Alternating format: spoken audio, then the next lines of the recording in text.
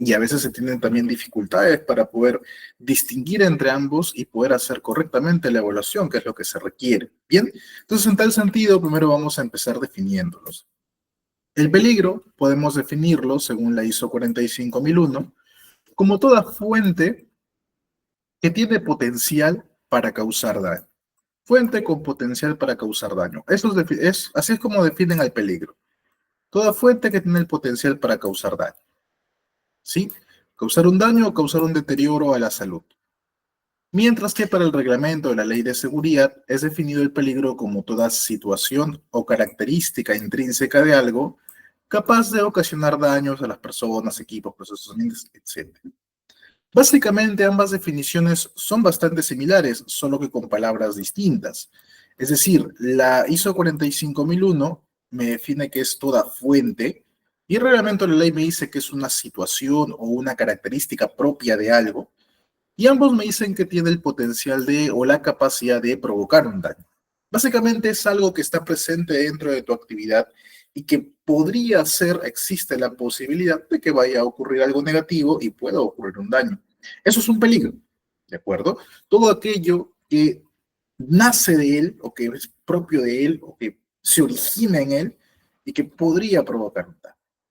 Ahora, el riesgo, en cambio, para la ISO 45001 es la combinación de el nivel de probabilidad de que ocurra un evento y o expresión peligrosa y su severidad. Aquí ya hablamos de dos cosas. La probabilidad de que aquello negativo que podría ocurrir ocurra con la gravedad o la severidad de las consecuencias, de qué tanto me va a afectar. Eso para la ISO 45001. Mientras que para la ley peruana, el riesgo lo entendemos como la probabilidad de que un peligro se materialice en determinadas condiciones y pueda provocar un daño a las personas, a los equipos o al ambiente. ¿Sí? Esas son entonces las distinciones que tenemos, tanto como para peligro como para riesgo. Bien, entonces esas son las definiciones que nosotros tenemos que mantener, ¿sí? Tanto para peligro como para riesgo. ¿De acuerdo? Riesgo laboral igual es la probabilidad de que un evento o un factor provoque o cause alguna enfermedad o lesión. Entendemos entonces el peligro como toda fuente de la cual se va a generar el daño y el riesgo, la probabilidad de ocurrencia con la gravedad de las consecuencias. ¿Listo? Ejemplificándolo para que puedas quedarte mucho más claro, toma cualquier actividad, digamos en este caso el trabajo en altura. ¿Sí? Tenemos que hacer algún tipo de actividad, no sé, ensamble, pintado, mantenimiento de algún tipo, etc. Y digamos que una de las cuestiones que podemos identificar en este tipo de actividades es justamente el trabajo en altura. Esta es una situación que tiene la capacidad o el potencial de provocarle un daño a la persona. Porque sabemos que una persona que está haciendo trabajo en altura podría ser que se accidente, podría ser que sufra lesiones, podría ser que una persona muera por hacer trabajo en altura, lo sabemos. Sin embargo, a pesar de que esta actividad conlleva sus daños, está permitida, se permite su realización. ¿Por qué? Porque este evento del accidente no es que al 100% va a ocurrir. O sea, que entre esta fuente, este peligro, y este accidente, que viene a ser básicamente la consecuencia, la lesión, el daño, la pérdida, tienen un evento intermedio entre ambos, que es básicamente lo que los vincula. Y eso justamente es la caída, ¿cierto? No todos los que hacen trabajo en altura terminan accidentados porque eso depende de si caen o no. Pero este evento de la caída no es al 100% tampoco que ocurra. Es una posibilidad, una probabilidad, un riesgo que está latente y que está perenne y que probablemente llegue a pasar si es que no se toman los debidos controles. Si este personal no está capacitado, si el equipamiento es deficiente, si no se ha debido un adecuado procedimiento, si no hay un dispositivo anticaída, etcétera, probablemente haya más riesgo, más posibilidad de que la persona se caiga. Ahora, si la persona estuviera bien equipado, bien capacitado, bien entrenado, haya menor tiempo de exposición al trabajo en altura, probablemente sea menos riesgoso que la persona se vaya a caer. ¿Se entiende la diferencia? El trabajo en altura es parte de la actividad que me tocó hacer.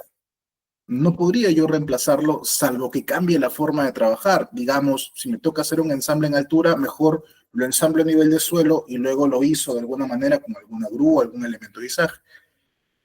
Ahora, esto no siempre es por tema de costo, por tema de disponibilidad de recursos, por tema de tiempo, de repente esto ya está levantado y tocó trabajarlo así, etcétera. Hay mil y un situaciones en las cuales se puede presentar. Y por eso el trabajo en altura se permite bajo ciertas condiciones, que dependen tanto de la parte normativa como también depende del propio procedimiento o estándar que mantenga una empresa. ¿Sí? Entonces, esa situación es el peligro, es lo que puede originar el daño, pero lo que realmente llega a convertirlo es la posibilidad o probabilidad, o sea, la exposición a riesgo de que este evento se materialice, ocurra. ¿Sí? Ahora, el riesgo jamás llega a ser cero. No existe un riesgo nulo. No es posible eliminar todos los riesgos, salvo que, como te explicaba, yo elimine por completo la fuente. Si yo elimino el peligro, no hay trabajo en altura, ok, entonces no hay riesgo de caída. Claro, si no hay riesgo de caída, entonces no va a haber riesgo de trabajo en altura. Como te decía, le hago el ensamble en el suelo y luego lo hizo con una grúa. Ya, bacán, perfecto. Pero esto conlleva a que esta nueva actividad o nueva forma de hacerlo me implique sus propios riesgos. Porque claro, el momento de usar una grúa tendrá una exposición a que una carga se caiga desde altura, que la grúa se vuelque, etcétera. También conlleva sus riesgos. Entonces, no es posible eliminar por completo los riesgos, salvo que yo elimine la fuente. Lo que sí podemos hacer es mantener estos riesgos controlados, mantenerlos en chiquito, mantenerlos disminuidos lo más que sea posible. Esto mediante diferentes medidas de control que vamos a ver más adelante, eliminando, sustituyendo, aplicando ingeniería, mediante los CPPs, que no es la forma más eficiente, pero es una de las maneras que también se tienen, aunque realmente no aplica muy bien acá, luego te explico por qué. Y mediante eso es que hacemos que el riesgo sea pequeño, ínfimo, casi imperceptible, casi que es seguro que no va a pasar nada, pero sigue habiendo la posibilidad. Bien, por eso decimos que el riesgo se controla, se reduce, se minimiza, pero nunca se elimina. Siempre va a haber algún riesgo perenne en la actividad. Grande, pequeño, muy latente, de repente no, muy esporádico, pero siempre hay algún tipo de riesgo. Y esto aplica para todas las actividades. ¿De acuerdo? Toda actividad siempre conlleva su riesgo, tanto las que se hacen en campo, en la parte operativa, como las que se hacen también en la parte administrativa. Algunas más latentes o más críticas que otras, pero siempre está presente pues el riesgo. Bien. Por otro lado, decíamos que el riesgo trabajaba en otra dimensión. Entonces, digamos, siguiendo aquí con el tema de trabajo en altura, que tenemos a un personal haciendo también trabajo en altura, pero este personal está mejor equipado. Fíjate, lleva todos sus CPPs, lleva un arnés anclado por encima de la cabeza, ok, tiene un dispositivo anticaída, perfecto. Por ahí de repente puedes encontrarle fallos en el procedimiento, la forma, la ubicación, etcétera. Sí, es posible, ok.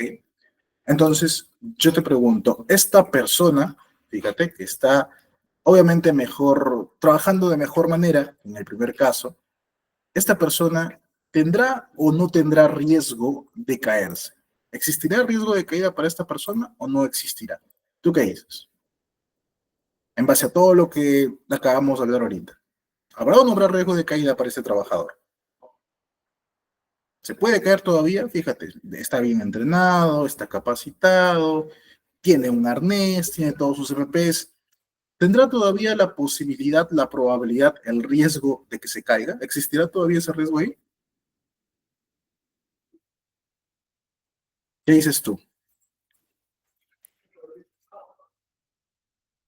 ¿Habrá o no habrá? Sí, ¿verdad, Walter? Correcto. Claro, lo que acabamos de decir ahorita.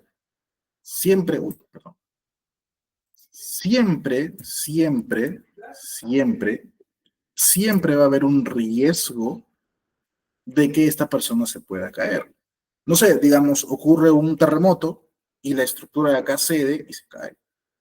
O de repente, a pesar de estar todo delimitado, de repente aparece un conductor ebrio, viene, choca la estructura, choca la escalera, pierde el equilibrio y se cae. Hay la posibilidad de todas maneras. Ingeniero, pero esa posibilidad es muy remota, como que casi imposible que ocurra. Sí, probablemente, pero es una posibilidad al fin y al cabo. Todavía puede pasar. Entonces, por eso es que decíamos que el riesgo no se elimina, ¿sí? Siempre está presente, siempre hay algo que podría pasar. Y extremamos las medidas para asegurarnos de que eso remoto no llegue a ocurrir. Pero a diferencia del primer caso, si este trabajador, por A, B motivos, de repente él mismo se confió o como está acá en la imagen, está mal ubicado, etcétera, él se llegara a caer, digamos que él se cae, él no va a quedar como en el primer caso, él no va a llegar directamente al suelo, porque tiene una anticaída y entonces él probablemente quede suspendido. ¿Tienen el mismo nivel de gravedad, la misma gravedad en el accidente ocurrido? No, porque este señor de aquí cayó sin ningún tipo de respaldo, se dio directamente, impactó directamente contra el suelo, mientras que esta persona no impactó directamente el suelo, tiene un absorbedor de impacto que aguantó parte de la caída, probablemente tenga algunas lesiones, probablemente si no lo rescatamos a tiempo se asfixie y todavía pueda morir, pero a diferencia del primer caso, recibe menos impacto, recibe menos daño. Entonces ahí entra la otra dimensión del riesgo, la gravedad o la severidad de las consecuencias. En el primer caso veíamos que es bastante grave, ¿no? En el segundo caso, viendo que con las medidas de control se reduce esa gravedad. Y ahí es también donde jugamos un rol con la parte preventiva. Porque si bien aseguramos todos los medios para que este evento de la caída no ocurra, también tomamos en cuenta de que evidentemente puede llegar a ocurrir, es una posibilidad. Y como no queremos que nada malo ocurra, de todas maneras extremamos las medidas para que si es que llega a ocurrir, entonces exista menos daño que reciba el trabajador.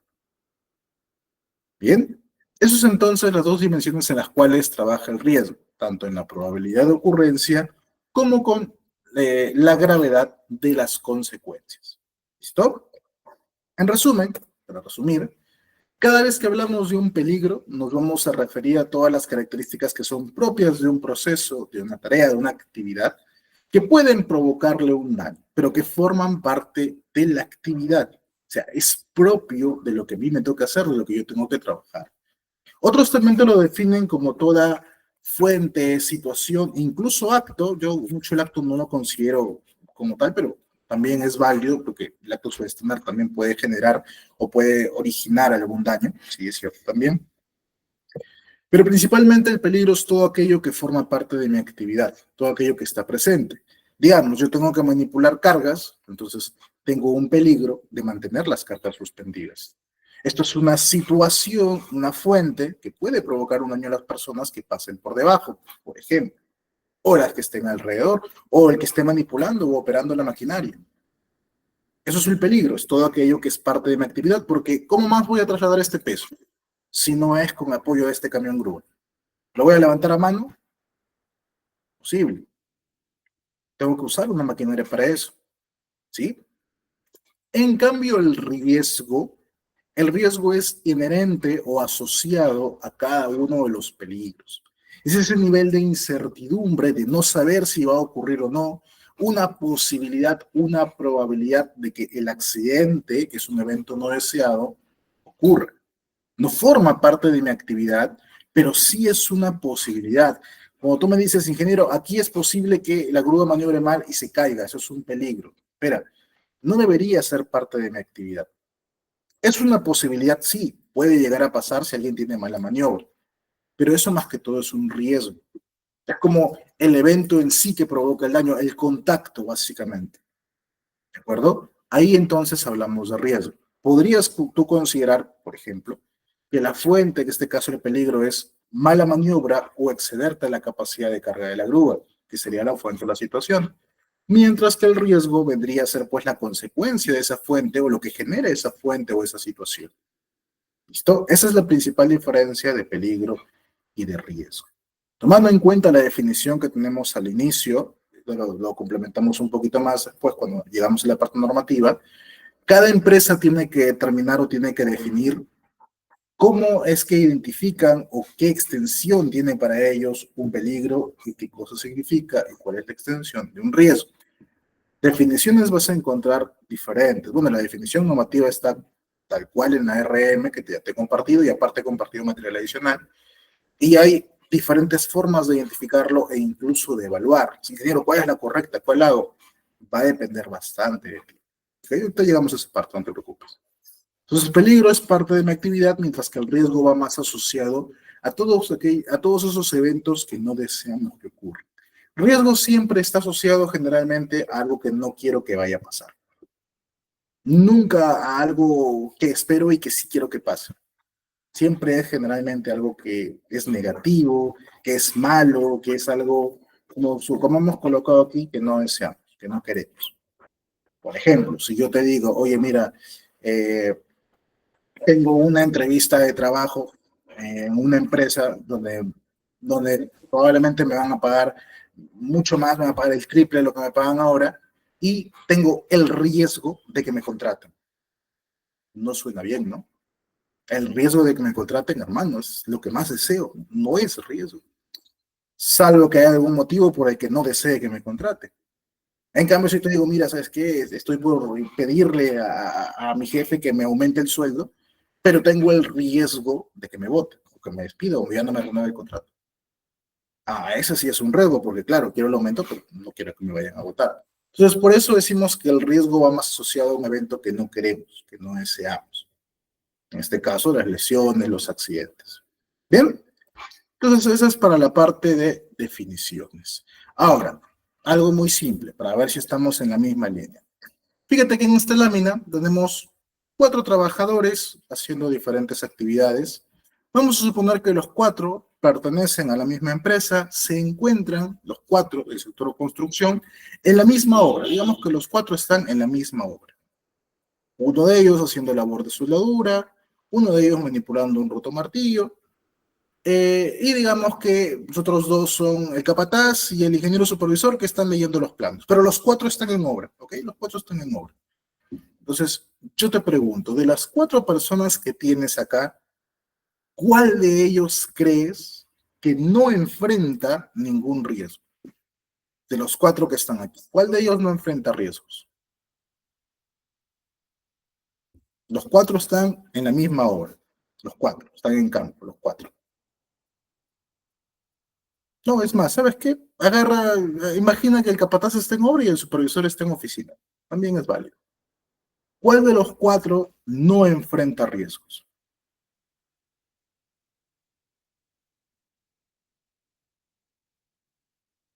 Correcto, muy bien Fernando, muy bien Walter, excelente. Todos se enfrentan riesgos. Cada trabajador, ya sea en construcción, ya sea en minería, ya seas una recepcionista de alguna empresa o ya sea que seas un mesero de repente, un cocinero, etcétera, todo trabajador enfrenta riesgos. Ah, el gerente general de una empresa no enfrenta riesgos porque solo se la pasa en su oficina. Hasta en su oficina puede presentar un riesgo. Si manipula una laptop que tiene una mala conexión eléctrica, ese mismo gerente se puede tributar. ¿De acuerdo? Entonces, cualquier trabajador, cualquiera, independientemente de dónde trabaje, independientemente del tipo de actividad que haga, enfrenta algún riesgo. Claro que es más que seguro que trabajadores de cierto sector y de ciertas actividades enfrenten más riesgos o enfrenten riesgos más críticos, más graves, que los trabajadores que hagan labores más simples o que estén en lugares más protegidos. Indudablemente sí, pero de todas maneras, todos enfrentan riesgos y es necesario que extendamos las medidas preventivas acorde a esos riesgos a todos. Por eso es necesario que todos mantengan una identificación de peligros y riesgos. Todos deben contar con un IPER. Y eso lo dice incluso la misma ley. ¿Ok? Entonces, ten en cuenta eso. Todo trabajador está expuesto a algún tipo de riesgo. Ahora, ¿qué me dice la ley de seguridad respecto a la identificación de peligros y riesgos? El artículo 57 de la ley nos dice que el empleador debe actualizar su evaluación de riesgos por lo menos, una vez al año como mínimo. Bien, hay tres casos, sí, son tres, en los cuales el IPER tiene que ser actualizado. El primero, como dice aquí mismo la ley, es una vez al año. Todos los años, de preferencia a inicios de periodo, aunque no es que sea obligatorio hacerlo así, pero sí por lo menos una vez al año, tenemos que actualizar el IPER. Esto ya lo pide la ley, de cajón. No puede ser que yo esté trabajando con un IPER hoy que es del 2023. Imposible. No puede durarte más de un año el IPER. Si mi IPER actual dice que fue aprobado, que su versión es de, ¿qué estamos hoy? 6 ya. Digamos, 6 de mayo del 2024, hoy esa IPER ya no vale. Desde hoy en la mañana, 6 de mayo, ya esa IPER no vale, porque mi IPER vale máximo un año. O sea que valía hasta el 5 de mayo del 25, nada más. En adelante me corresponde trabajar con otra versión de IPER, que de repente es la misma, solamente le actualicé la fecha, que no debería, pero digamos que lo quiero trabajar así. Ok, pero ya es otra versión, con todo lo que esto conlleva, que lo vamos a ver en un ratito. ¿De acuerdo? Entonces el IPER, por lo menos una vez al año, sí o sí, tiene que actualizarse, tiene que revisarse, tiene que actualizarse. Ahora, hay otros dos casos. El primero, cuando hay un cambio en las condiciones de trabajo. Tengo una forma de trabajar, pero implemento algún nuevo proceso, un nuevo procedimiento, una nueva maquinaria, un nuevo insumo, etcétera. Cambia la forma de trabajar o cambia la legislación aplicable para esto. Y entonces mis riesgos también cambian. Suponte que, no sé, ¿qué te podría decir? Ya, sigamos con trabajo en altura. Digamos que haces trabajo en altura en un almacén y para eso le das a tus trabajadores para que alcancen las partes más altas, ¿no? Porque tienes almacenes grandes, le das escaleras de tijeras o le das escaleras telescópicas, le das escaleras para que ellos asciendan. Esto conlleva sus riesgos, ¿no? Riesgos por la escalera, ya sea ascenso por la escalera, ya sea porque la escalera se caiga, eh, trabajos a desnivel, etcétera. Tú le vas a colocar sus riesgos. Muy bien. Y digamos que yo ya actualicé mi hiper, lo actualicé el mes pasado, suponte que en abril ya está actualizado. Y ponte que hay un proyecto para que en junio yo compro una plataforma elevadora. Compro plataforma elevadora y digo, mira, ¿sabes qué? Ahora ya las escaleras me las guardan, en algún momento se usarán, de repente no, guárdenlas. Y ahora todos vamos a usar la plataforma. Capacito al trabajador, le enseño cómo usarla, programo los mantenimientos preventivos para el equipo y esto. Entonces, mi hiper que contempla riesgos para escaleras ya no me sirve para este nuevo trabajo, o bueno, el mismo trabajo, pero usando una plataforma. Ahora yo tendré que contemplar los riesgos de usar el equipamiento. Los peligros y los riesgos de usar este equipamiento. Ya cambié, ya no es lo mismo. Si alguien viene a inspeccionarme y me dice, a ver, tu hiper, oye, ¿y dónde está lo de la plataforma? No, es que recién mi hiper se ha cambiado y cambiarlo de nuevo, mucho trabajo. Pero ya mi proceso cambió. Ya mi forma de trabajar cambió y por lo tanto mis riesgos son diferentes. Entonces yo necesito otra vez actualizar mi hiper. Bien, entonces una vez al año y cuando haya cambios en los procesos. Y en tercer lugar, nosotros cambiamos el hiper toda vez que se ha provocado un daño a la salud y seguridad en el trabajo, o sea, cuando ocurren accidentes, es el tercer caso. Toda vez que a una empresa le ocurre un accidente, es necesario volver a actualizar el IPER. Ingeniero, pero ¿por qué? Si de repente el daño se provocó porque el trabajador tuvo la culpa, él tuvo exceso de confianza, él se confió, él incumplió mi procedimiento, mi IPER está bien, mi IPER ha contemplado todo. No, no necesariamente. Y esto no nos va a alcanzar tiempo en el curso para verlo completo, pero cuando uno hace investigación de accidentes de trabajo, uno busca, en primer lugar, la causa o las causas raíces del accidente. La ley también me pide que identifique o que evalúe qué tan efectivo ha sido mi sistema de gestión de seguridad. Y por un apartado también te indica que cuando investigas accidentes tienes que concluir con causas inmediatas, actos y condiciones subestándares, causas básicas, factores personales y de trabajo, y finalmente, la parte más profunda, las deficiencias o diferencias del sistema de gestión, que en otras palabras son las fallas de control a nivel planificativo. Cuando yo investigo un accidente, yo no me puedo quedar solamente con lo que veo a simple vista. Yo noto que ocurrió un accidente donde una carga suspendida se desplomó porque usaron una polea, por ejemplo, digamos, una polea cuya capacidad de carga no era la indicada. Mira, por esto ocurrió el accidente. Ya está. Ya lo descubrí todo. Ocurrió por exceso de confianza, creyeron que esto iba a funcionar, listo. Acabé. No funciona así. Yo en la investigación tengo que concluir por qué se usó esa polea. ¿Estaba o no estaba disponible la polea apropiada para ese tipo de trabajo? Se les capacitó a los trabajadores, se les proporcionó el material que necesitaban, las poleas estaban, etcétera. Y tengo que identificar si entre mis controles había contemplado la posibilidad de que un trabajador lo use o no lo use. Bien. Entonces, todo eso conlleva a que yo cuando investigue accidentes, yo identifique qué ha faltado en mi planificación de seguridad o en mi identificación de peligros y riesgos. Por eso es que actualizamos el IPAR también cuando ocurre un accidente. Ahora, cuando ocurre un accidente, pueden haber pasado uno de estos tres casos. ¿Sí? Primero, no identificaste el peligro o el riesgo. Ejemplo, 2019, electrocución de los trabajadores de McDonald's por una máquina en mal estado. Donde que revisan el hiper, dicen, ok, a ver, tu hiper riesgos de radiación solar, riesgo de ruido, riesgo de estrés, riesgo de usuarios molestos, usuarios que pueden agredir. ¿Y la electrocución?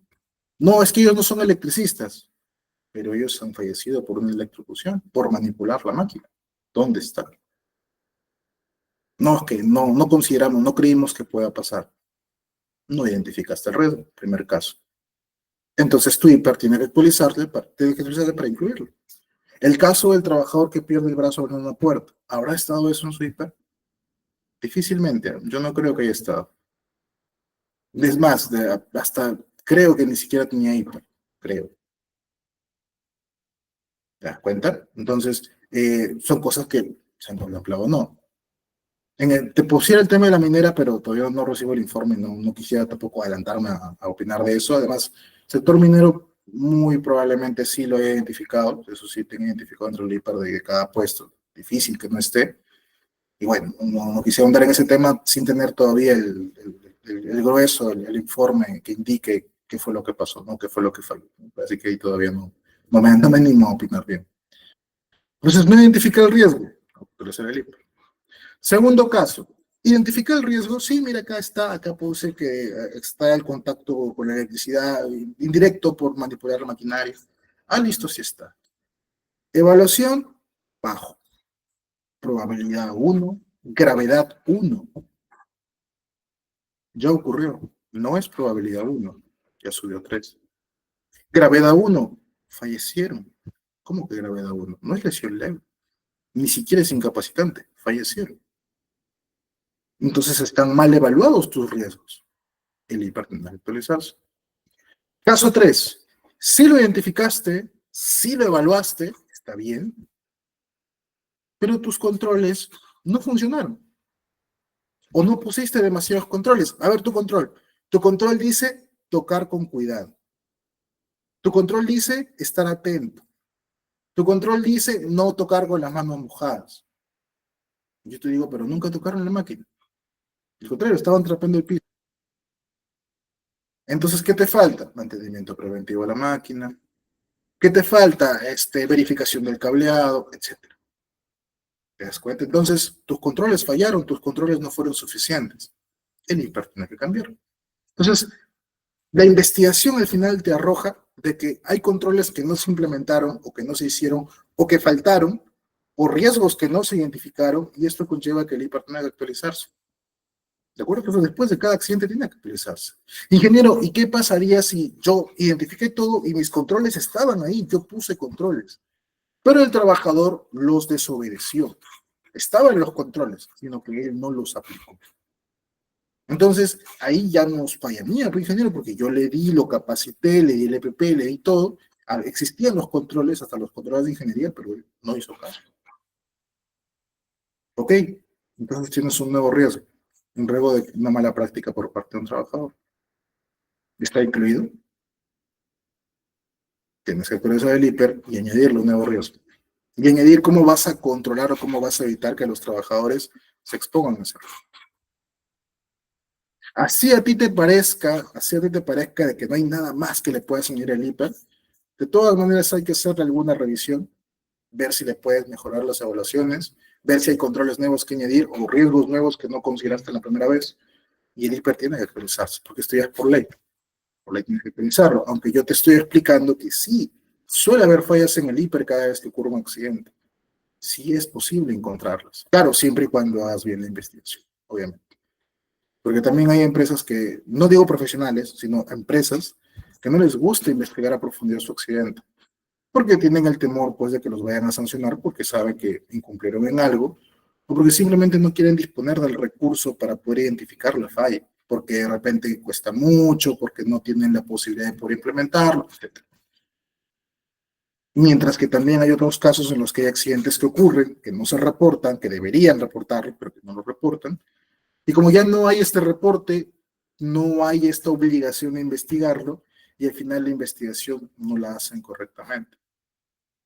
Yo siempre recomiendo, cuando dicto el curso de investigación de accidentes o de supervisor SOMA, que cada vez que ocurra un accidente, lo vayas o no lo vayas a reportar, que es algo que lamentablemente yo no puedo controlar en ti o de repente tú no puedes controlar en tu empleador. Lo vayas o no lo vayas a reportar, igual lo investigues.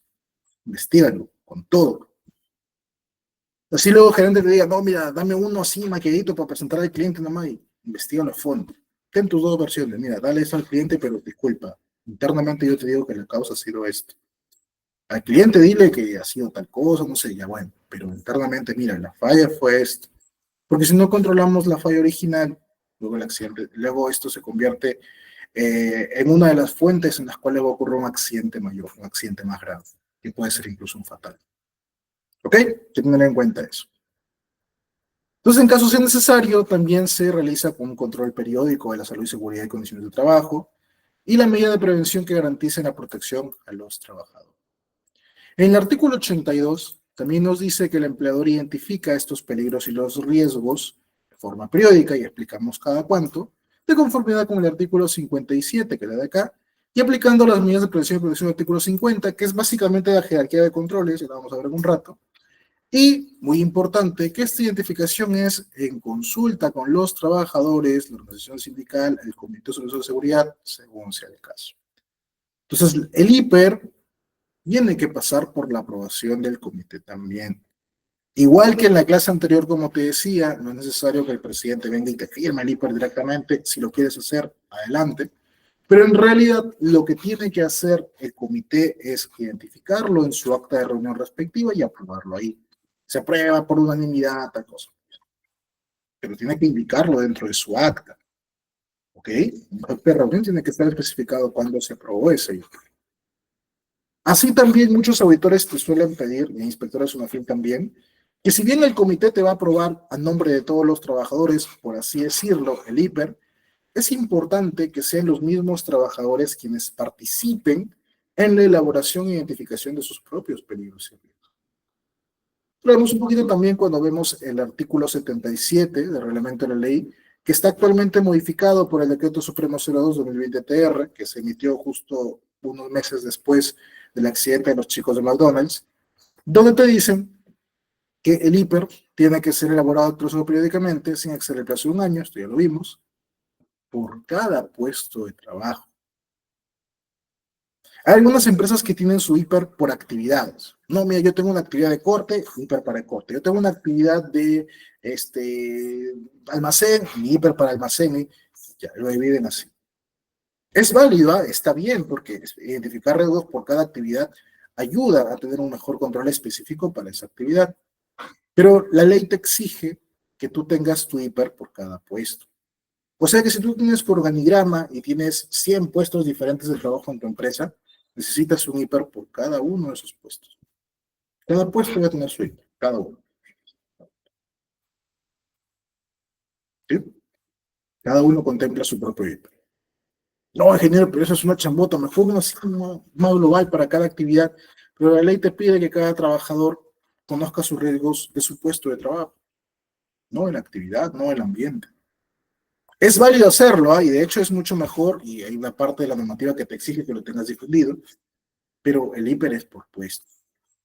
Y que yo lo puedo hacer por actividad, y en cada actividad identifico los puestos, también es posible hacerlo. También es posible hacerlo así. Claro que eso es todavía mucho más trabajoso. Fíjate, desglosas por actividad y luego por puesto. Es un trabajo mucho más grande, pero es mucho mejor para identificarlo de forma más específica.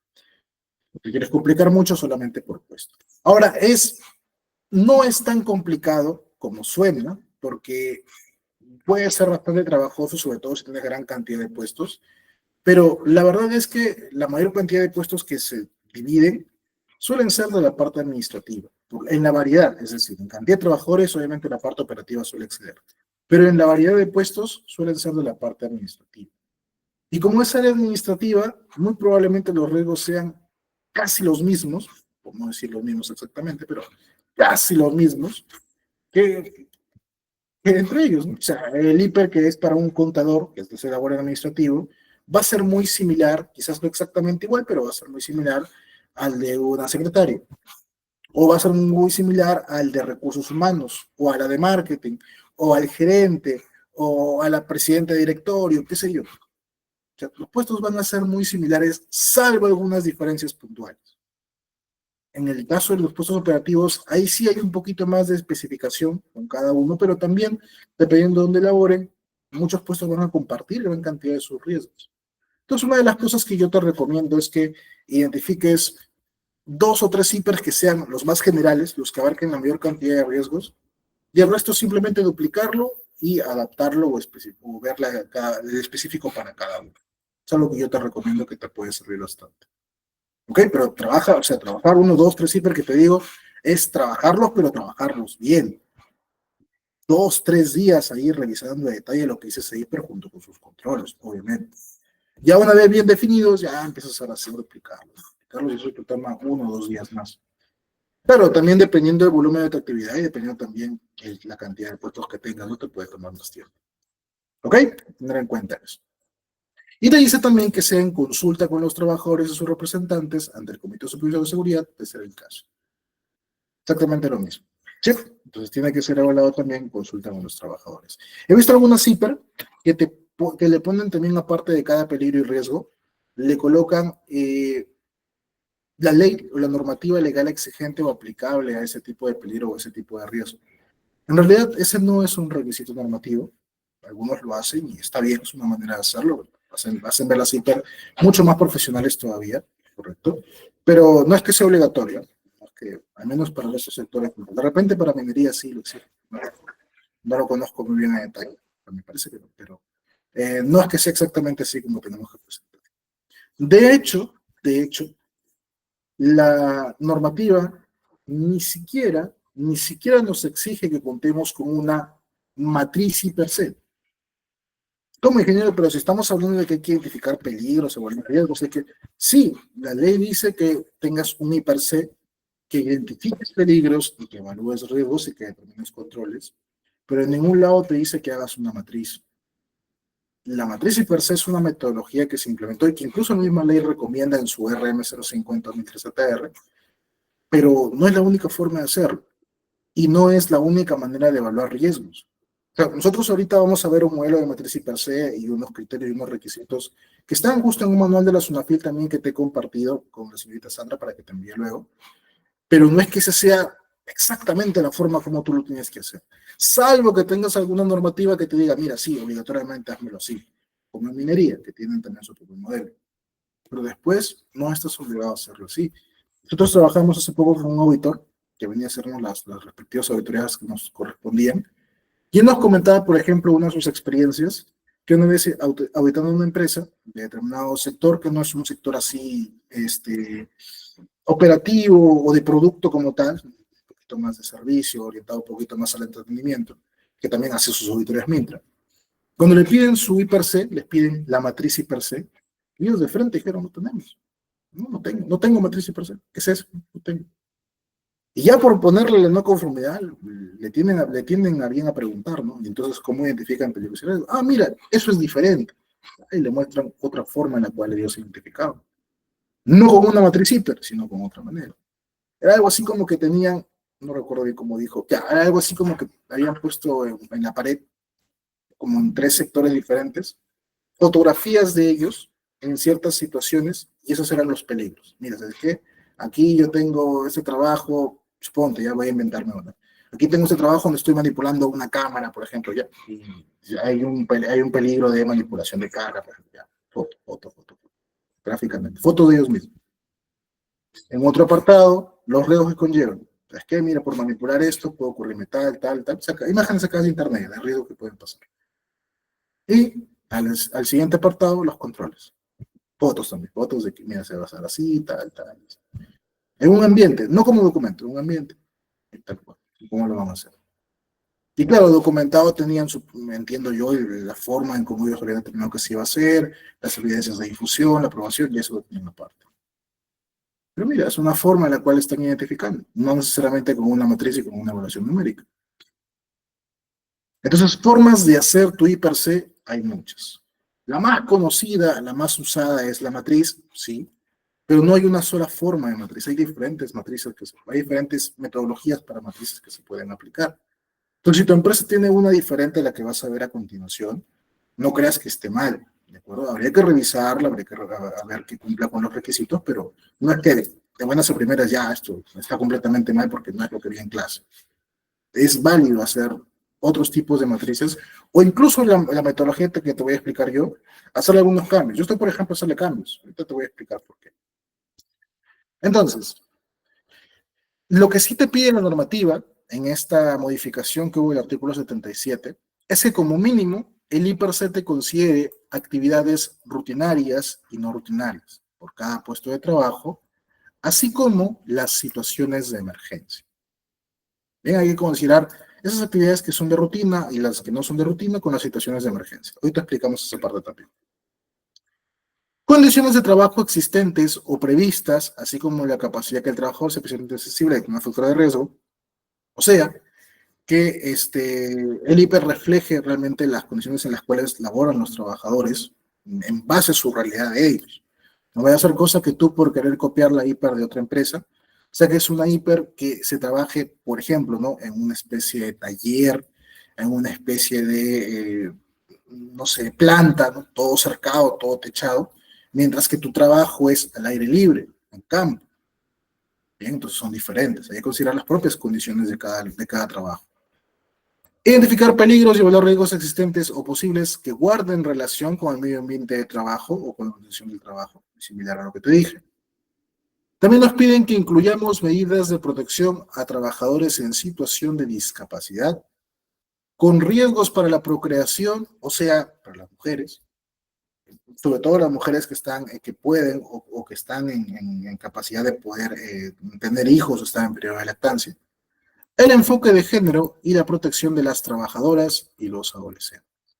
Nuestro IPAR debe considerar las medidas en las cuales vamos a proteger a las trabajadoras mujeres, a las madres, a las trabajadoras que tienen hijitos recién nacidos o que estén gestando, los adolescentes, entiendo adolescente a toda aquella persona que está entre los 13 y 17 años, que está trabajando, ¿no? Hay chicos de 16 y 17 que están trabajando, y a las personas con discapacidad.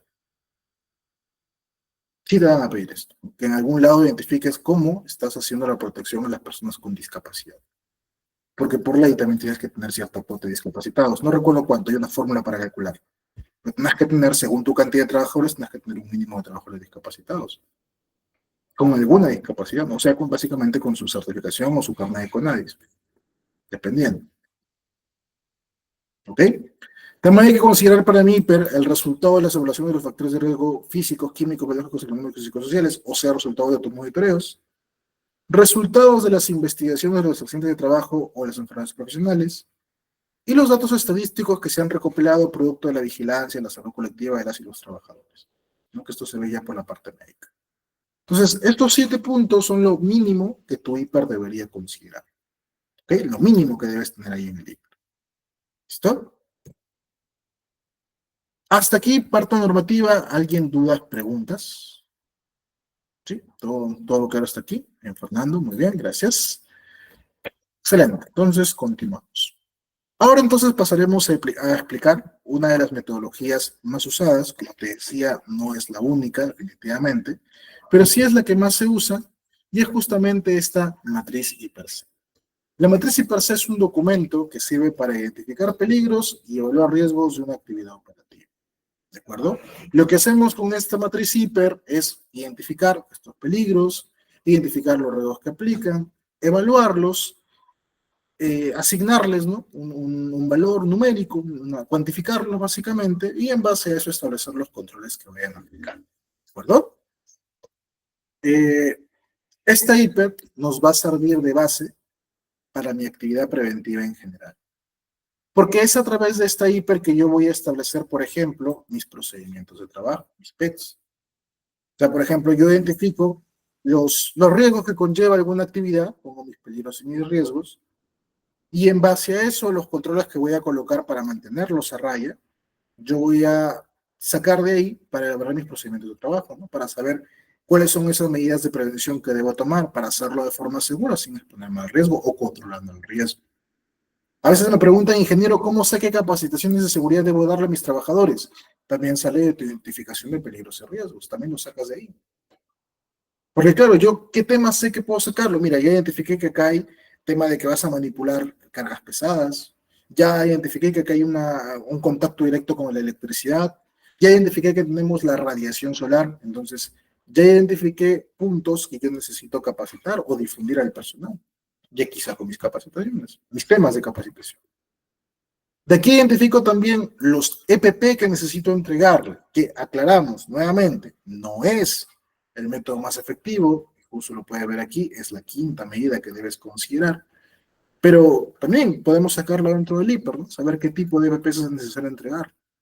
Básicamente la mayor parte de mis actividades de plan de seguridad e incluso el plan de emergencias, planes que veremos en la siguiente clase, salen de esta IPER. De aquí es donde sacamos los principales lineamientos para ellos, en base a los riesgos que vamos a encontrar. Te decía que el hiper tiene que ser difundido a los trabajadores. Recuerdo, cada trabajador debe conocer su propio hiper y hay que hacerlos participar justamente en la elaboración, tanto en la elaboración como en la actualización del hiper. Esto implica, por ejemplo, que cada uno de ellos te haya hecho un hiper. Cada uno de ellos haya participado en hacer su hiper. Esto lo puedes hacer mediante una reunión de capacitación, por ejemplo. Es una charla, ¿no? Una reunión con ellos y ellos mismos van actualizando su hiper. Ingeniero, pero pucha, es todo muy complicado porque mire, yo tengo 100 trabajadores del mismo puesto y que voy a hacer una reunión con ellos y los 100 hablando del hiper. No, no voy a acabar nunca, sinceramente. Ok, está bien, tú puedes elaborar un hiper tentativo, les puedes mostrar. Mira, este es el hiper, ¿no? Le explicas, lo capacitas, le explicas que es un peligro, que es un riesgo, cómo lo evaluaste, etcétera. Le muestras y ya luego le van ya luego le vas dejando que ellos expresen, ¿no? Vayan indicando qué cosas tienen que mejorar, qué cosas tienen que cambiar. Es válido hacer eso. Ahora un auditor me dijo, también hay que acreditar que el trabajador mismo ha identificado sus peligros y riesgos. Pablo me dijo que llenen papeles anónimos donde te enlisten peligros y riesgos, que te enlisten cuáles son, y eso es una evidencia tuya para que identifiques qué peligros y riesgos ellos han identificado que están en tu papeles. Yo hice, por ejemplo, lo siguiente. Aquí hicimos una reunión de capacitación para IPER. Estoy yo, me veo así fuertecito. Entonces, aquí estamos capacitando en el área administrativa, en la cual se les explicó justamente lo que estamos viendo acá, ¿no? Cómo evaluar los peligros y riesgos, qué es un peligro, qué es un riesgo, todo eso se les explicó viendo las gerencias. Y lo que hicimos a manera de evaluación y a manera de cumplir con este criterio de que ellos participen es llenar una hiper así en chiquito. A manera de evaluación y trabajando en conjunto, yo les iba indicando, les iba explicando qué es un peligro, qué es un riesgo, criterios, etcétera. Yo les iba explicando y ellos iban llenando, ¿no? Cada uno le entregó un ojito y cada uno iba llenando. Sí, mira acá, yo soy del puesto tal y tengo estos peligros y tengo estos riesgos. Iban llenando, cada uno. Y explicando la evaluación, iban evaluando. Y entonces con esto yo ya tengo dos cosas. Uno, la evaluación de que ellos han entendido la capacitación. Y en segundo lugar, tengo una evidencia de que ellos mismos han identificado cuáles son sus riesgos. Pero que están identificados. Son los riesgos que tienen. ¿Qué es lo que yo tengo que hacer en conjunto con esto? Tengo que verificar los peligros que me han puesto con sus riesgos y sus controles, obviamente, y tengo que trasladarlo o tengo que verificar en la hiper, que ya tenemos nosotros, la cual es la hiper ya existente, y verificar que estos riesgos que ellos han identificado estén ahí. Y si no están, tendré que añadirlos porque ellos como trabajadores participando en la actualización de su hiper lo han considerado. Así podrías hacerlo también, ¿de acuerdo? Pero hay que tener esa evidencia. Si de repente no aportaron nada más o algo que puedas identificar así, armen al menos una lista de asistencia en la cual indiquen que ellos han participado en la elaboración de su hiper. ¿Ok? Bien, ahora sí pasemos a explicar el formato de la hiper. Hacemos la identificación de cada puesto de trabajo. ¿Sí? Este modelo tentativo que te he mandado está ahí también como documento adicional. ¿Ok? Ponemos el puesto de trabajo y ponemos las actividades en sus respectivas tareas. Cada actividad con las tareas que les aplican. Así también aquí estamos identificando tanto si aplican para personal masculino, femenino, adulto, adolescente, o si aplica para personal con discapacidad. La otra vez me indicaron también que le agrega una más, si lo quiero hacer así, le agrego una columna más, le pongo una más y le coloque personal en periodo de gestación. No más que le añada para personal con gestación, en gestación. Que tendría que ser un subgrupo de personal femenino, ¿no?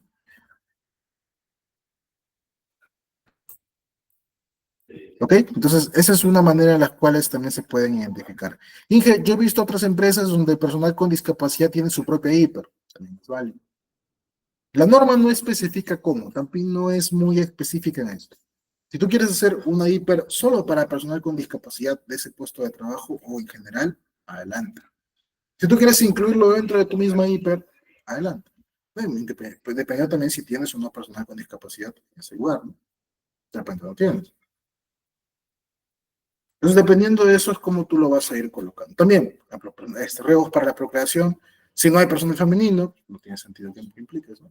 Si tienes personal femenino, sí, habrá que marcarle aquí y colocar también riesgos que impliquen, que puedan representar un daño para la procreación. O sea, para la gestación, básicamente, ¿no? ¿De acuerdo? Es una manera en la cual se podría hacer.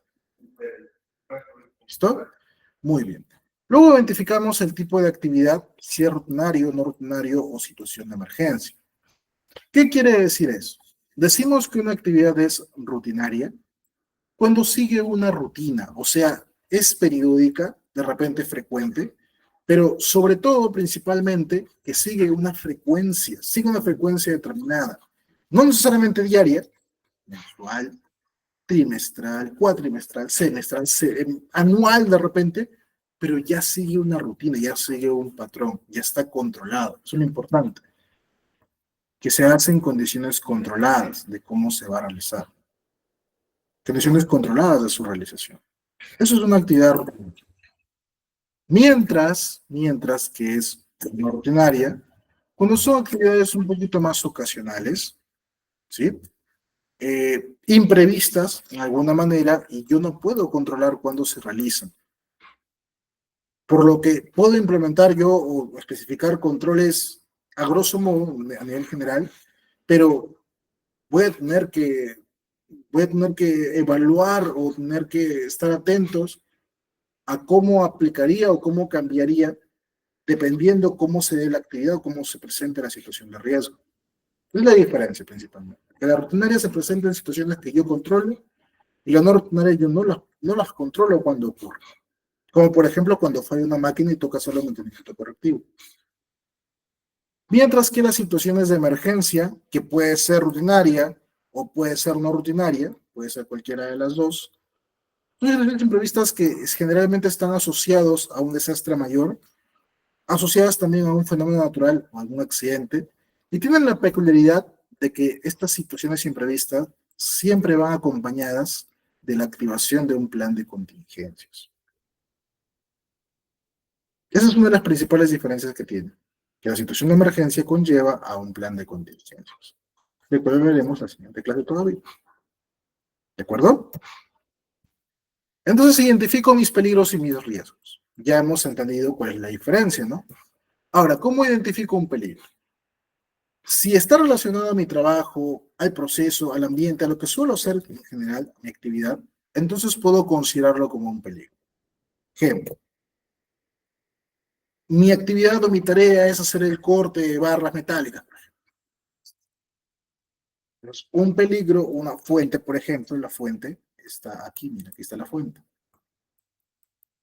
Una fuente o una situación, como tú quieras llamarlo, situación. Entonces, aquí hay un peligro de manipulación de la sierra, de la cortadora, ¿no? De la cortadora fija. Es un peligro. Es una fuente, es una situación, la manipulación, que me puede provocar un daño, me puedo volar un dedo. Ahora, puedo eliminar esto y cómo corto las barras. Si hablamos de fuente y situación. Si hablamos de acción, bueno, la acción puede ser que haya una mala manipulación, ¿no? Ahí sería un peligro, también, mala manipulación del equipamiento. U operarlo sin autorización. Bueno, en cambio, el riesgo va más enfocado al efecto no deseado, al contacto en sí, al accidente como tal. Es un evento que no debe pasar, porque es dañino. Eso es considerado un riesgo. Ejemplo, tengo aquí la manipulación de la sierra cortadora, tengo un riesgo de volarme un dedo, un riesgo de contacto, riesgo de corte directamente. Manipulación de herramienta, riesgo de corte. Riesgo de contacto con superficie punzocortante. Riesgo de exposición a esquirlas, al rostro, etcétera.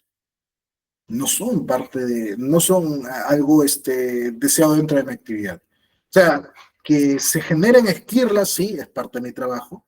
Que me caigan directamente a mí al rostro, no es parte de mi trabajo. No es parte de mi actividad. No sé si se entiende la diferencia. Que trabajar con una fuente de calor es parte de mi trabajo. Exponerme directamente a una llamarada y que me pegue en el rostro no es parte de mi trabajo. Pero es algo que puede pasar si no tengo cuidado. Riesgo. ¿Se va entendiendo un poquito la diferencia? Sí. Veámoslo con ejemplos. Fíjate, aquí tenemos la actividad de soldadura. Estamos ensamblando estructuras, estamos soldando piezas. Peligro, uso la máquina soldadora. O también puede ser peligro, trabajo con fuente de calor, o trabajo con fuentes intensas de luz, etc. Riesgo, exposición directa a la fuente de calor o exposición prolongada a emisiones intensas de luz.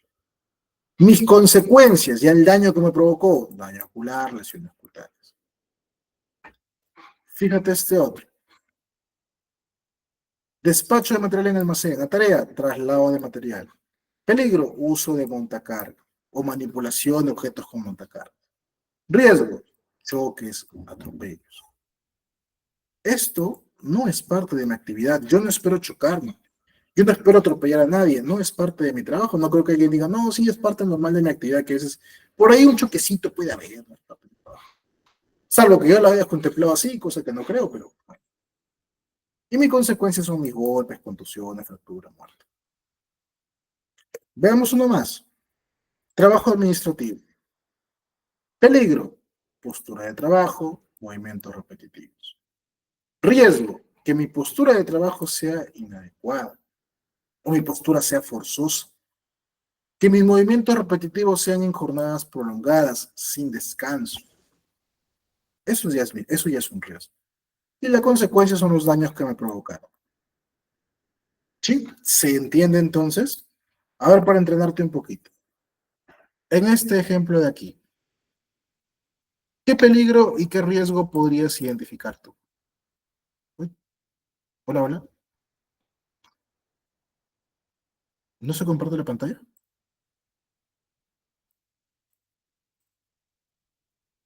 ¿Desde cuánto que se fue la pantalla? No, disculpen, no lo vi. ¿Desde qué momento no se dejó de compartir? Disculpen. ¿Esta parte de aquí sí se vio? ¿Desde qué momento dejé de compartir pantalla? Disculpen, no me había percatado.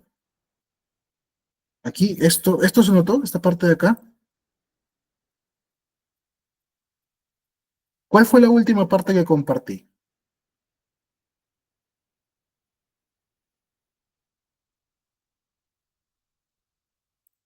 La 8.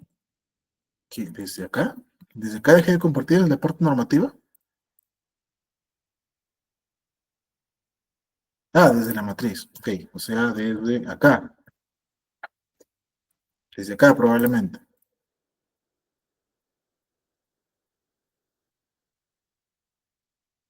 Matriz, ok. Entonces, desde acá.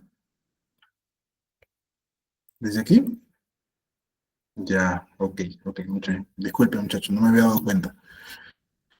Voy a tener más cuidado con esto. Ok, muy bien. Entonces, este era el formato referencial que estábamos viendo. Aquí decíamos la diferencia entre actividades rutinarias, no rutinarias y las situaciones de emergencia, ¿no? Como decíamos, rutinarias en condiciones controladas, un poco más frecuentes, que siguen cierto patrón de ocurrencia. Las no rutinarias, que son en condiciones no controladas, son actividades más ocasionales, actividades que no puedo controlar su ocurrencia. Y las situaciones de emergencia asociadas generalmente o a fenómenos naturales o accidentes. Por ejemplo, una situación de emergencia, un sismo, fenómeno del niño, un incendio, la explosión de algo, etcétera. O accidentes graves en todo caso. Y que suelen activar un plan de contingencias. Aquí hablamos de identificar peligros y riesgos, que decíamos que el uso de esta sierra es la fuente, ¿no? O la situación que puede provocar un daño. Y aquí identificamos el riesgo, que es el evento no deseado, que no debería ocurrir.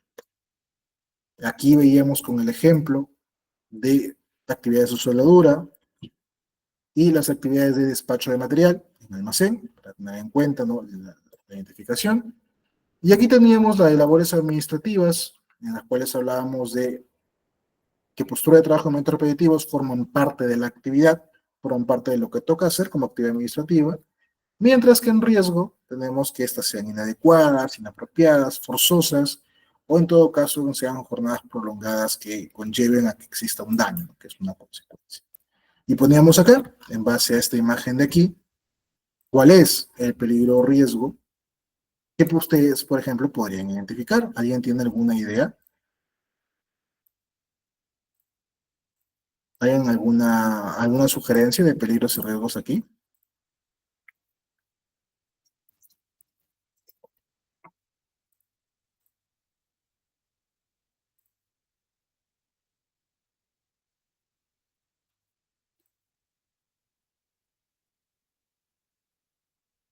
¿Sí? ¿Alguien alguna sugerencia de peligro o riesgo en esta imagen? Ok, My Life me dice usos inadecuados de los IVPs. ¿Ya? ¿Eso sería un peligro o un riesgo?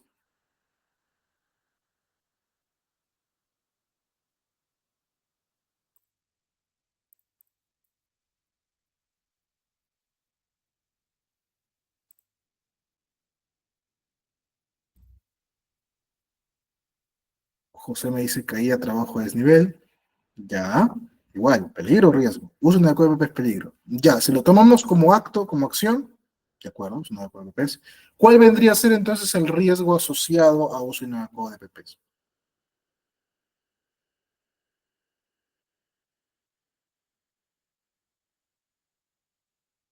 Probabilidad de causar daño. Ya. O sea, digamos, mira, como acción entiendo, ¿no? O sea, es que no hay EPPs, la acción, el tema de los EPPs, ¿no? No usa EPPs, ya. ¿Cuál vendría a ser una fuente? ¿Cuál vendría a ser una situación?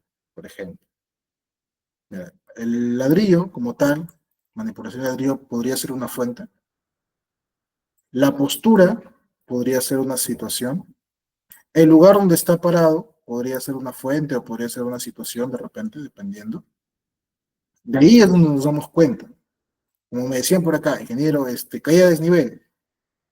Bueno, la situación en este caso, trabajo en altura. Al riesgo que te puedas caer. Perdón, trabajo en altura, perdón, trabajo a desnivel, al riesgo que te puedas caer, que hay ese desnivel. Manipulación de ladrillo, fuente. Riesgo de que me pueda golpear la mano. Riesgo de que pueda golpearle a alguien. Sí. Bien, entonces hay que identificar eso, las fuentes, las situaciones, o en todo caso, como me ponen el uso de EPPs, las acciones o los actos subestándares que podrían conllevar a que ocurra algún tipo de accidente o lesión. ¿Listo? Eso sería principalmente.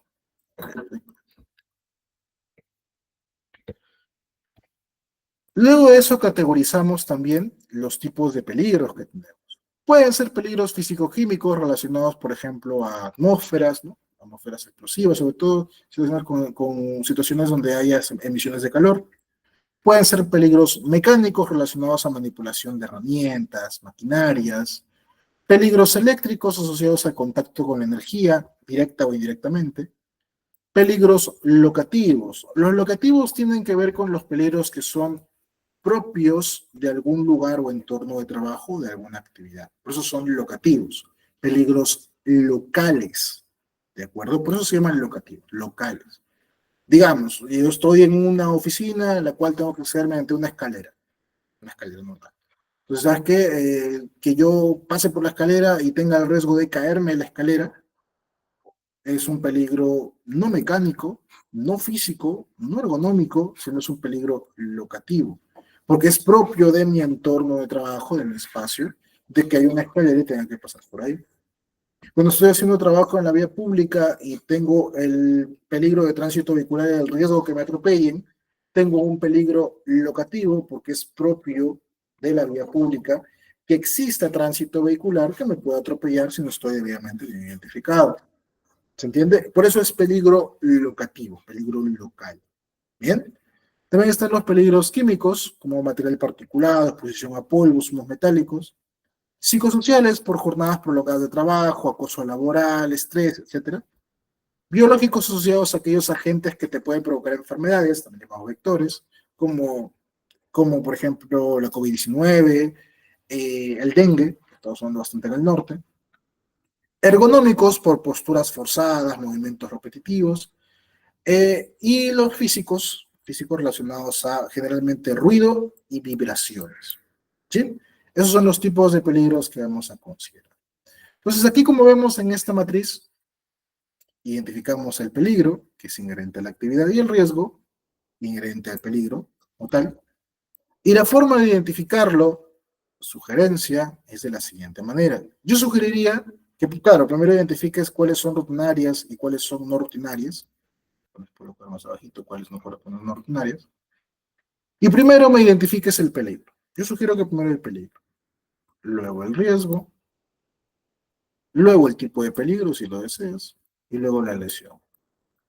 O si quieres, primero la lesión y luego el tipo de peligro. Pero siempre procura primero identificar el peligro. Este primero. Ya luego el riesgo asociado, para que mantengas esa relación, y ya luego el resto lo puedes identificar de la manera que te parezca más sencillo. No empieces por esto, empieza por esto. Ya si quieres este y luego el tipo de peligro de frente, bueno, pero empieza por este generalmente. ¿Ok? Ok. Luego de eso tenemos que evaluar el riesgo. Al peligro lo identificamos y al riesgo lo evaluamos, ¿no? Pues se llama identificación de peligros y evaluación de riesgo. Entonces aquí tenemos riesgo puro y riesgo residual. Vamos a evaluar el riesgo dos veces. Una primera vez para sacar el riesgo puro. Este riesgo puro es una evaluación inicial del riesgo. Una evaluación en la cual hago de cuenta o me imagino o tomo la forma en la cual no existen medidas de control. Ingeniero, pero yo sí tengo medidas de control. Ya lo sé, hagamos de cuenta que no. Pero ingeniero, si hago eso, mi riesgo se va a disparar, va a ser altísimo. Esa es la idea. Yo necesito saber en el riesgo puro cuál es el nivel máximo, mi nivel tope de riesgo. Por eso decimos que evaluamos sin controles, porque quiero saber cuánto es lo máximo de riesgo que va a enfrentar tu trabajador, para saber cuántas medidas de control tengo que implementar. Si mi riesgo es obviamente más bajito, pondré pocos controles porque hay poco riesgo, no me conviene gastar mucho en este riesgo que es menor. Ahora, si mi riesgo es muy alto, sí, tengo que invertirle para implementar controles que le reduzcan.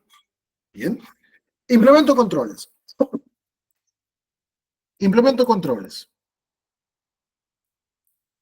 Y una vez implementados, vuelvo a evaluar el riesgo y a esto ya le llamo riesgo residual.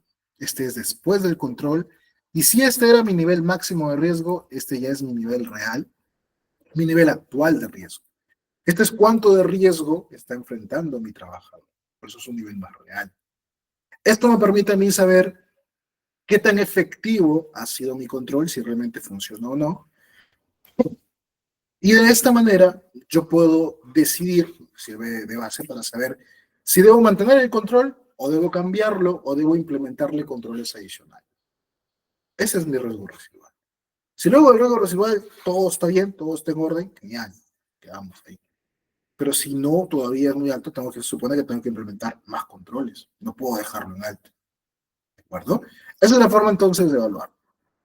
¿Cómo lo evaluamos? Fácilmente, el riesgo va a ser la combinación de la probabilidad con la severidad. La probabilidad la sacaremos mediante la suma de 4 factores. Cantidad de personas expuestas, si existen o no procedimientos de trabajo, si hay o no capacitación al personal y la frecuencia de exposición al riesgo. La suma de estos 4 me va a dar mi nivel de probabilidad. Aquí están mis criterios de evaluación. Básicamente, estos son los que me he recomendado en la RM050, ¿de acuerdo? La RM050-2013-TR, cuyo manual te he compartido como adicional y la RM te la comparto en la siguiente sesión, en el que en una escala del 1 al 3, donde se entiende que el 3 es el más riesgoso y este es el menos riesgoso. 1 es el menor y el 3 es el mayor. Entonces, categorizamos del 1 al 3 mi nivel de probabilidad y mi nivel de severidad. Donde, por ejemplo, si yo tengo de 1 a 3 trabajadores expuestos, le coloco solo un nivel 1 de personas expuestas. Si tengo de 4 a 12, 2. Si tengo más de 12, coloco un 3. Si tengo procedimientos, son satisfactorios, son suficientes, colocaré un 1. Si existen parcialmente, pero no son satisfactorios, como que están ahí puestos, pero no son tan efectivos, le colocaré un 2. Y si de plano no tengo ningún tipo de procedimiento, le coloco un 3. Capacitación, tengo personal entrenado, conoce el peligro, lo previene, 1. Ha sido capacitado, pero sí de forma muy sencilla, no ha sido capacitado realmente, trabajador no ha entendido bien, 2. No hay capacitación, nivel 3. Exposición, el trabajador está expuesto de forma esporádica, quizás por ahí una vez al año, no es muy frecuente este riesgo, ok, 1. Una vez al mes, de forma eventual, 2. Permanentemente, diariamente hace la actividad, nivel 3. Y en la severidad, igualito. Si es una lesión menor, no requiere descanso médico, 1. Si podría provocar una lesión, sí, con incapacidad, un daño grave, un daño a la salud, por ahí irreversible, 2. Y si es una lesión con una incapacidad permanente, una mutilación, la muerte de un trabajador, le colocamos un 3. En base a esto es que valoramos y dependiendo obtendremos el siguiente resultado. Puede salirme trivial, a todo le marqué 1, nivel trivial, 4. Si por ahí a 1 le marqué un 2, el resto en 1, puede llegar hasta un 8, o sea, un nivel tolerable. Ya hasta 16 sería un nivel más moderado y de ahí en adelante importante e intolerable, dependiendo del resultado obtenido. Esto me permite a mí saber si un riesgo viene a ser significativo o no significativo. Si es no significativo, entonces se entiende que mis controles funcionan, están funcionando, están bien aplicados.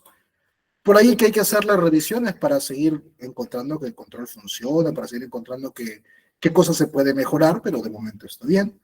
Pero si ya me sale más alto que eso, muy probablemente yo tenga que suspender la actividad o tenga que implementar controles adicionales cuanto antes. Porque no puedo permitir que mis trabajadores estén expuestos a un riesgo inminente. O sea, si estoy aquí, es poco probable que ocurra un accidente, o si ocurre, la lesión va a ser leve, no va a haber un daño grave a la vida de las personas. Pero aquí me está indicando de que es muy probable que pase un accidente, y aparte que si pasa, el trabajador se puede morir, y tengo que evitarlo. ¿Eh? Por eso categorizamos de esta manera. Entonces, fíjate, lo evaluamos, aquí está el riesgo puro, y obtenemos estos resultados. Ingeniero, todo salió altísimo, claro. Una vez identificado así, ahora sí yo procedo a establecer mis controles. Y aquí tomamos en cuenta la famosa jerarquía de control. Son 5 niveles. En primer lugar, yo tengo que buscar la eliminación. Yo debo tratar de eliminar por completo el peligro o la fuente potencial del riesgo. Yo no quiero riesgos de caída de desnivel, ok, no hago trabajos a desnivel. Yo no quiero riesgo de explosión por manipulación de químicos, no sé qué, ok, no usamos el químico para nada. Eso es la eliminación. Elimino la fuente por completo. La fuente o la situación, la elimino. No existe esto. No hay un riesgo de que el trabajador pueda ir y le pase, ya listo, el trabajador no va, lo hacemos remoto. Elimina. Bien. Por otro lado está la sustitución. ¿Sabes qué? Yo no puedo eliminar mi fuente. Tenemos que usar el químico, tenemos que hacer tal cosa. Ok, sustituyamos. Reemplacemos esa fuente por otra, más segura, menos riesgosa. Estás usando este químico que es explosivo, mira, usa este otro. Este tiene menos riesgo de explosión. Acá. Eso es la sustitución. Tampoco puedes sustituirlo. ¿Es el único que existe o es el más efectivo o el más barato? Ok, control de ingeniería. Implementamos tecnología, herramientas, método de trabajo o alguna manera para asegurar de que se reduzca el nivel de riesgo. A veces estos tres están muy relacionados. ¿Eh? A veces yo, por ejemplo, ¿no? Tengo la exposición de un trabajador, ya él no va, lo vamos a monitorar con computadora. Estoy aplicando un control de ingeniería y eliminando la participación de la persona. Suelen estar ¿cómo decirlo? Suelen estar muy relacionados entre ellos. Por eso también se les llaman barreras más duras. Porque son barreras efectivas para evitar la ocurrencia del accidente. Como no todos pueden implementar este tipo de medidas, porque por ejemplo, yo te digo, en la época de COVID, por ejemplo, no quieres aglomeraciones, ya listo, todos vamos a hacer teletrabajo y así reducimos la exposición al coronavirus. Genial. Trabajadores operativos, ellos cómo van a hacer trabajo remoto. Entonces, ¿qué hago ahí? Me voy a las barreras más blandas. No, no es Breaking Bad, es barrera blanda. ¿Ya? Control administrativo. Hago capacitaciones, procedimientos, señalizo, ¿no? Indico acá, mantener tu distancia, lávate las manos, desinfecta, etcétera. Control administrativo. Y mi última barrera, mi última opción que complementa generalmente este control administrativo, mi EPP.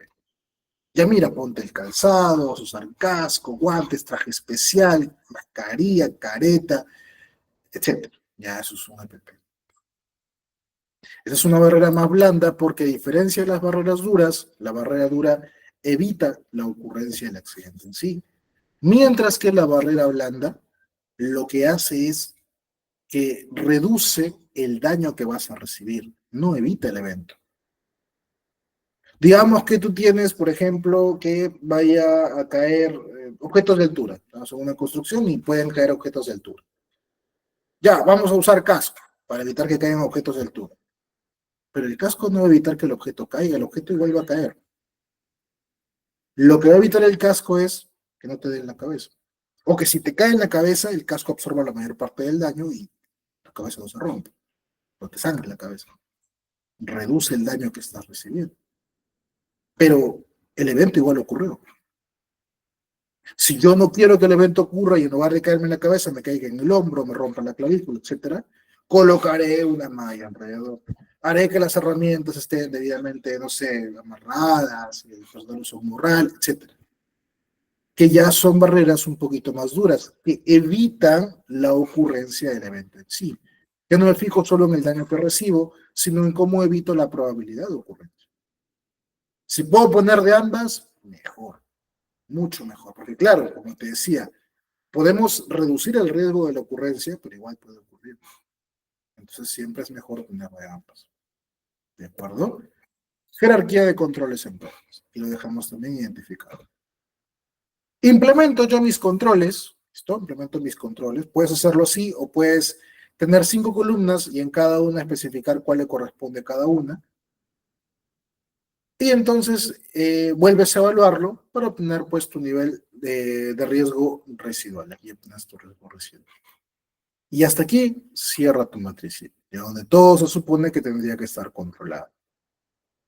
Ingeniero, ¿qué pasa si yo no reduzco mi nivel de riesgo? Ingeniero, no lo reduje. Mire, igual sigue saliendo altito. Sale en rojo todavía. ¿Qué hago?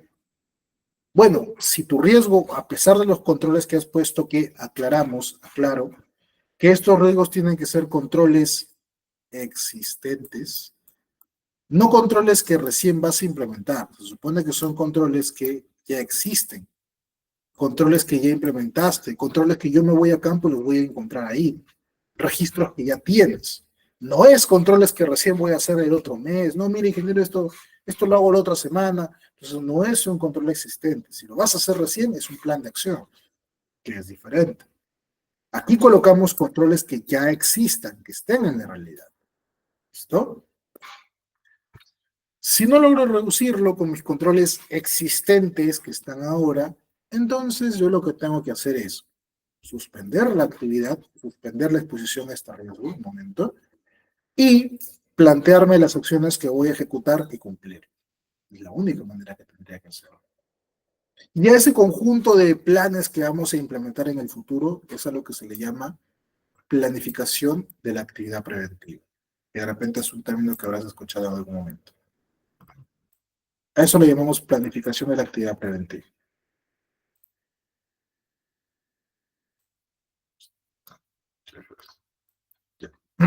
Planificación de la actividad preventiva, entonces.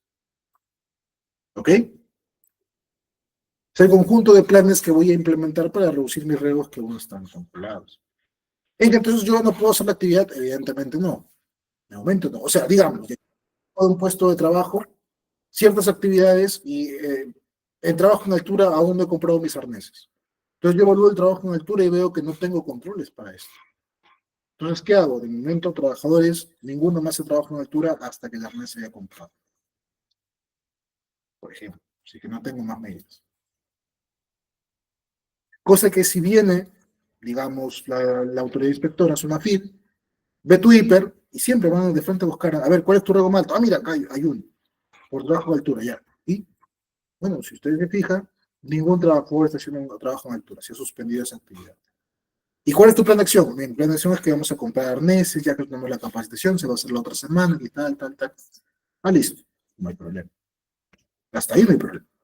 Ahora, si SUNAFID va, inspecciona, ve que tu hiper dice que es alto y que no está controlado, y encuentra trabajadores haciendo labor en altura, ahí sí hay un problema, porque evidentemente te van a poner una sanción por exponerlo a riesgo. Ahí sí hay un problema.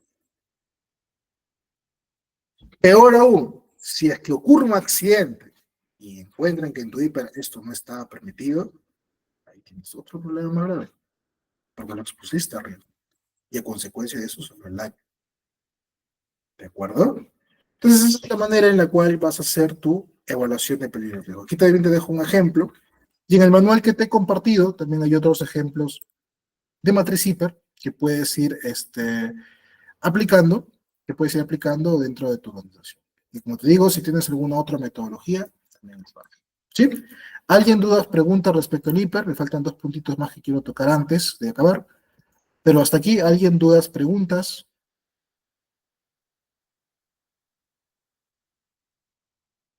¿Dos preguntas? ¿Todo claro hasta aquí? El otro punto que tenemos que ver es el mapa de riesgos. No confundir matriz de riesgos con mapa de riesgos, que son cosas distintas. El mapa de riesgos es un plano de las condiciones de trabajo, donde yo voy a identificar, pues, los riesgos que tengo en cada ambiente. O sea, digamos, de manera gráfica, yo lo que hago es decir, mira, tengo estos ambientes, aquí está mi tablero, mi tablero eléctrico, ya aquí hay riesgo eléctrico. Estos son, de repente, ¿no? Mis servicios higiénicos, acá está un dispensador, acá está el, no sé, el lavamanos, ya, acá hay riesgo de que se puedan resbalar. Aquí en mi zona de almacenamiento, aquí hay riesgo de bajas temperaturas, riesgo de cargas suspendidas, tienes que usar EPP esto, tienes que usar tal cosa, etcétera. Eso es el mapa de riesgos. El mapa de riesgos es identificar en el plano de mis instalaciones ¿qué riesgo hay en cada ambiente? Riesgo de atrapamiento de manos, riesgo de exposición a químicos, riesgo de caídas, riesgo de que te caigan objetos de altura, etc. Riesgos eléctricos, que son los más comunes, etc.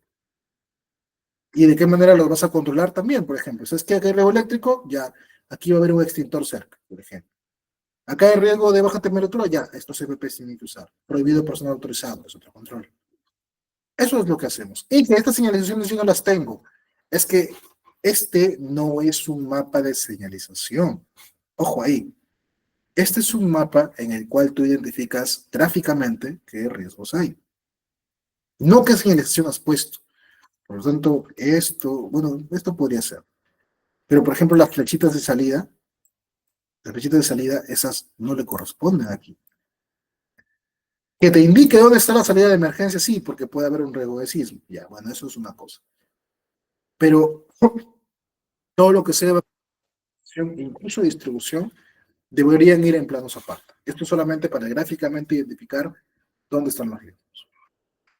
¿Ok? Y este mapa de riesgos tiene que difundirse en las instalaciones de la empresa. De ser posible, en la entrada y en cada piso. Igual que el IPRC también tiene que difundirse dentro de las instalaciones. ¿Ok? Entonces, eso es lo que es el mapa de riesgos. Por último, un concepto también bastante usado y asociado al IPER es el tema del ATS. El ATS es un formatito que se llena, ya con esto acabamos, cada vez que nos toque hacer alguna actividad que no es rutinaria, una actividad que no estamos acostumbrados. Lo que te decía, ¿no? Tocó una máquina, falló, y se malogró, se trabó, qué sé yo, y tocó arreglarlo. Yo soy el operador de esta máquina y no hay área de mantenimiento, no hay tiempo para mandar a reparar, yo mismo la puedo reparar porque yo conozco. No es parte de mi función, no es una actividad ordinaria, pero yo puedo hacerlo. Genial, hacemos un ATS. ¿Qué hago en este ATS? Evalúo los riesgos, veo los controles que tengo disponibles y en base a eso determino si puedo o no puedo hacer la actividad. ¿De acuerdo? Fíjate, yo identifico cada etapa de mi trabajo. Por ejemplo, tengo que esmerilar unas barras. Ya. Primero retiro la barra esmerilar, luego la pongo contra el esmeril, luego la deposito en caja de producto terminado. Ahí está mi secuencia de etapas, las cosas que voy a hacer. Identifico mis potenciales riesgos para cada una de ellas. Al tomar la barra de la caja me puedo cortar la mano, me puede caer encima de los pies, al ponerle contra el spray me va a saltar chispas, me puedo quedar mi mano atrapada porque le falta guarda, etc. Al poner el producto terminado, como está recién esmerilada, está filosa, no puedo cortar.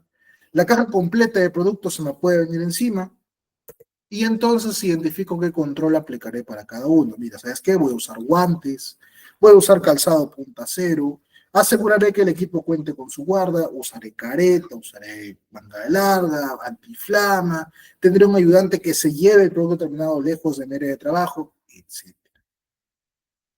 ¿Bien? Entonces, eso es el ATS, es como hacer un IPRC, pero específico para una actividad no rutinaria. Así se usa en todos los sectores, con excepción, claro, del sector construcción. En construcción, el ATS es obligatorio para todas las actividades. Todos los días hay que llenar ATS. ¿Ya? El ATS de ahí sí en construcción se llena en todas las obras, todos los días tienes que llenar. Ahí te firma todo el personal participante. También te estoy compartiendo modelos de ATS para que los puedas aplicar. ¿Listo? Esos eran los últimos dos puntos que nos faltaban aquí. Hasta aquí, ¿alguien tiene alguna duda, pregunta adicional que quisiera hacer? Así es, ¿no? Walter, análisis de trabajo seguro. También a veces también lo llaman AST, análisis de seguridad en el trabajo. Hasta aquí, ¿alguien alguna duda, pregunta?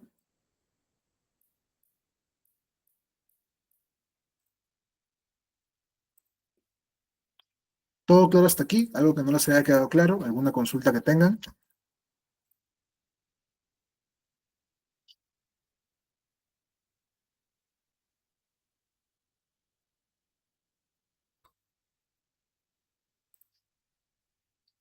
Ok. Si no hubiera dudas, preguntas entonces, vamos a dejar la clase hasta aquí nada más. Espero que Gracias, yo José, muchas gracias. Espero que lo hayan podido entender y espero que te vaya muy bien en tu examen. Nos vemos entonces de aquí el día jueves para hacer nuestra última sesión de clase. Por favor, no vayas a faltar. Dejo con la señorita coordinadora. Hasta luego y que tengan muy buenas noches.